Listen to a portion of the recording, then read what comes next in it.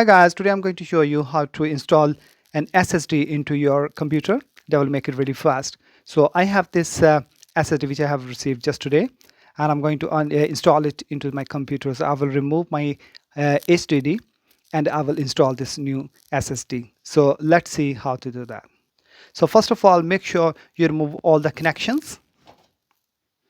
Then remove the side panel. You might have some screws here, but in my case I don't have. So I will just pull it out.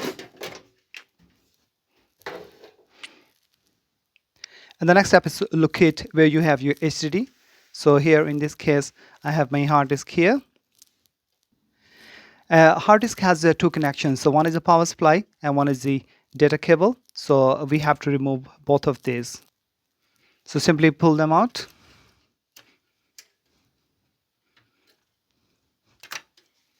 And there you go. Okay, so now the next step is I haven't installed my SSD. So put the same connections back. So we have the power supply connection which goes here, and the data cable will go here.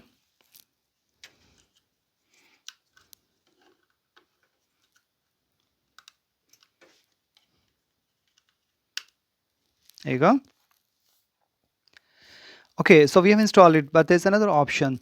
If you want, you can still keep your old hard disk and have the SSD as well. So your window will be installed on the SSD, and you can use your HDD as a storage space. So even that is possible. So if you need to do that, so you need another power supply, another data cable. If you have one, that's good. If you don't have one, then you can use the data cable. For example, we can use the data cable which is going to the CD-ROM. I don't use the CD-ROM, so I can use that one.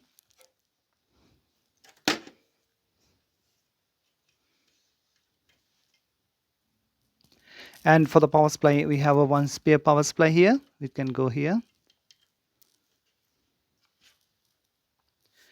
Okay, so it's all done. So now we have the SSD and we have HDD both installed.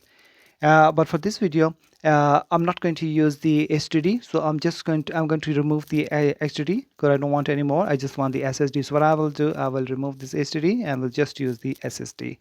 For the SSD, there are some holders available. You can use the holders and you can then fix them here so they do not move. Okay, and then I put the flap back on.